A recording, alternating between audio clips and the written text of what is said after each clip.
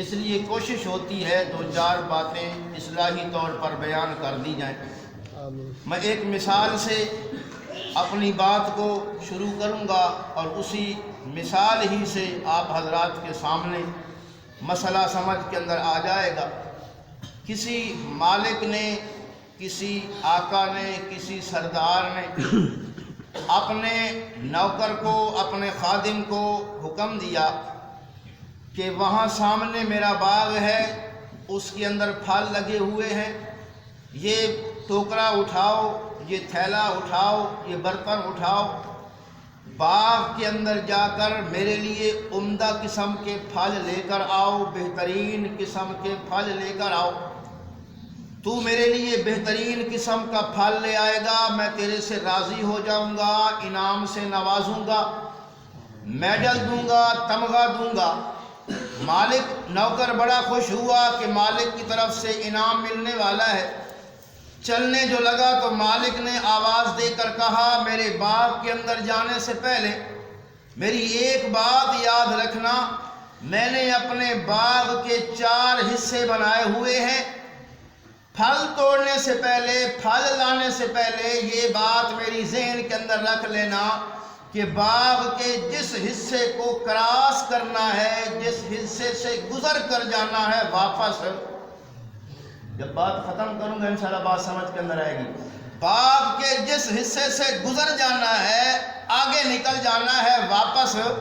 پیچھے مڑ کر آنے کی اجازت نہیں ہے۔ نوکر نے وہ شاپر ہاتھ کے اندر پکڑا، تھیلا ٹوکرا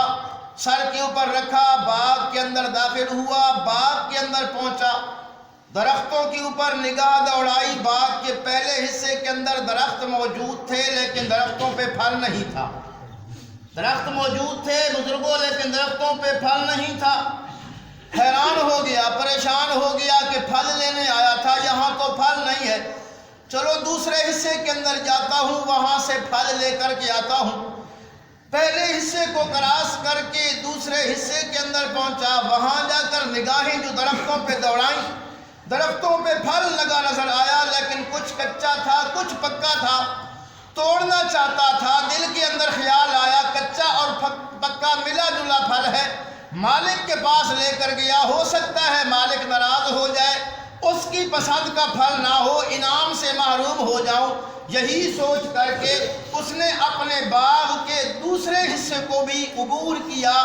کراس کیا، چلتا چلتا باغ کے تیسرے حصے کے اندر پہنچا، درختوں پہ نگاہ دوڑائی، وہاں جا کر جو دیکھا باغ کے اندر موجود درختوں کے اوپر بہترین قسم کا پھل موجود ہے، اعلیٰ قسم کا پھل موجود ہے۔ ارادہ کیا یہیں سے پھل توڑتا ہوں، ٹوکرے کو بھرتا ہوں، تھیلے کو بھرتا ہوں۔ دل کے اندر خیال آیا باغ کے پہلے حصے کے اندر پھل موجود نہیں تھا، دوسرے حصے کے اندر کچا اور پکا پھل موجود تھا، تیسرے حصے کے اندر بہترین قسم کا پھل موجود ہے، کیوں نہ میں باغ کے چوتھے حصے کے اندر جاؤں، وہاں سے اس سے بھی اعلیٰ پھل ہوں گے، اس سے بھی عمدہ پھل ہوں گے، اعلیٰ قسم کے پھل لے کر کے جاؤں گا، عمدہ قسم کے پھل لے کر کے جاؤں گا، مالک راضی ہو جائے گا، آقا راضی ہو جائے گا، انعام سے نوازے گا۔ یہی سوچ کر کے اس نے باغ کے تیسرے حصے کو چھوڑا ہے، چوتھے حصے کے اندر جا کر قدم رکھا ہے، درختوں کے اوپر نگاہ دوڑاتا ہے، پاؤں کے نیچے سے زمین نکل جاتی ہے کہ باغ کے اندر درخت تو موجود ہیں لیکن درختوں پہ پھل نہیں ہے۔ میں بات کو سمجھنے لگا ہوں، درختوں کے اوپر باغ کے اندر درخت موجود ہیں لیکن درختوں کے اوپر پھل نہیں ہے۔ اب پریشانی کے عالم کے اندر ہے، اب دکھ کے عالم کے اندر ہے، اب پریشانی کے عالم میں اپنے دانتوں کے ذریعے سے اپنے ناخنوں کو کاٹ رہا ہے، اپنے بالوں کو نوچ رہا ہے کہ مجھے یہاں سے پھل نہیں ملے گا۔ مالک کی شرط یاد آ گئی ہے، اپنے سردار کی شرط یاد آ گئی ہے کہ باغ کے جس حصے کو کراس کرنا ہے، عبور کرنا ہے، واپس نہیں آنا۔ اب خالی ٹوکرا لے کر آقا کے پاس پہنچے گا، مالک کے پاس پہنچے گا، سردار کے پاس پہنچے گا۔ آپ سے سوال کرتا ہوں، اسے کون سا انعام ملے گا، کون سا میڈل ملے گا، کون سی سند ملے گی، کون سا سرٹیفکیٹ ملے گا؟ لازمی بات ہے اپنے ٹوکرے کو خالی لے کر جانے والے کو مالک کی طرف سے مار تو پڑے گی، ناراضگی کا اظہار تو ہوگا، پریشانی کا اظہار تو ہوگا، لیکن مالک کی طرف سے انعام، مالک راضی ہوگا اس سے۔ جن کو سمجھ آئیے وہ تو بولیں، جو راضی بیٹھے ہیں وہ بولیں، پھر اب بات سمجھانے لگا ہوں۔ میرے دوستو، میرے اور آپ کے مالک نے، میرے اور آپ کے رب نے میری اور آپ کی زندگی کے باغ کے 4 حصے بنائے ہیں۔ سمجھ آ رہی ہے؟ میرے اور آپ کے مالک نے، میرے اور آپ کے رب نے میری اور آپ کی زندگی کے 4 حصے بنائے ہیں، اور فرمایا ان 4 حصوں میں میرے دربار کے اندر میرے سامنے نیک اعمال کا، اچھے اعمال کا، بہترین اعمال کا پھل لے کر آؤ گے، میں رب راضی ہو جاؤں گا۔ لیکن ساتھ میرے اور آپ کے رب نے شرط لگا رکھی ہے کہ زندگی کے جس حصے کو عبور کرنا ہے واپس نہیں، زندگی کے جس حصے کو، سیٹھ جی کو ہمارے بزرگ ہیں، زندگی کے جس حصے کو عبور کرنا ہے واپس نہیں آنا۔ اب زندگی کا پہلا حصہ بچپن کا، دوسرا حصہ لڑکپن کا، تیسرا حصہ جوانی کا، چوتھا حصہ بڑھاپے کا، میں نے اور آپ نے سوچنا ہے کہ میں نے اپنے زندگی کے باغ کے 4 حصوں کو کس انداز کے اندر گزارنا ہے کہ رب کے دربار کے اندر پہنچیں گے، رب راضی ہو جائے، اپنی رضا نصیب فرما دے، جنت کے اندر داخلہ نصیب فرما دے، حوض کوثر پہ محمد عربی کی زیارت بھی نصیب ہو جائے، ہاتھوں سے جام کوثر بھی نصیب ہو جائے، رب کی رضا بھی مل جائے، رب کا دیدار بھی مل جائے۔ وہ تب ملے گا جب زندگی کے باغ کے 4 حصوں کے اندر نیک اعمال کر کے، اچھے اعمال کا پھل لے کر کے رب کے دربار میں پہنچیں گے، رب کی طرف سے انعام ملے گا۔ اور اگر زندگی کے 4 حصے مستی کے اندر گزار دیے، غفلت کے اندر گزار دیے، دنیا کی عیش و عشرت کے اندر گزار دیے، مزوں کے اندر گزار دیے اور خالی دامن لے کر کے چلے گئے، تو پھر رب کی پکڑ سے بچ نہیں سکیں گے، رب کے انعام سے محروم ہو جائیں گے۔ فرمایا زندگی کا پہلا حصہ بچپن ہوتا ہے، کبھی ماں پیار کرنے والی ہے، کبھی باپ پیار کرنے والا ہے،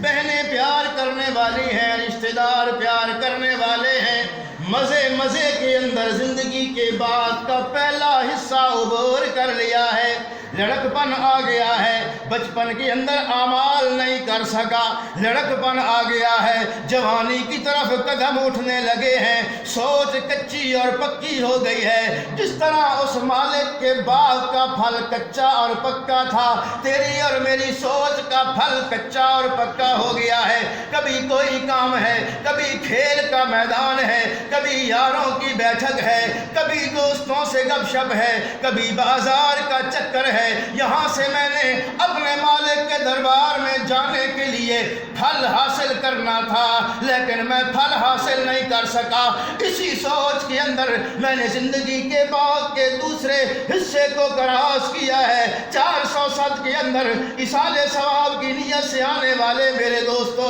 دور دراز سے آنے والے مہمانوں، جوانی آ جاتی ہے، جوانی مستانی ہوتی ہے، کبھی کوئی سوچ آ جاتی ہے، کبھی کوئی فکر آ جاتی ہے، مال و دولت مل جاتا ہے، عہدہ کرسی مل جاتا ہے، منصب مل جاتا ہے، دوست مل جاتے ہیں، اب دل تو چاہتا ہے حی علی الصلاۃ کی آواز کے اوپر اللہ کے گھر کے اندر حاضری لگواؤں، حی علی الفلاح کے اوپر اللہ کے گھر کے اندر حاضری لگواؤں، یہاں تو رب کے دربار میں جانے کے لیے بہترین پھل حاصل کر سکتا تھا، لیکن جوانی مستانی مال و دولت کے نشے نے تجھے اور مجھے اعمال سے روکے رکھا۔ میری گاڑی، میرا موٹر سائیکل مسجد کے دروازے سے گزر تو گیا، لیکن نماز کی توفیق نہیں ہوئی۔ اللہ کے ندا نے، اللہ کے منادی نے ندا لگائی، حی علی الصلاۃ،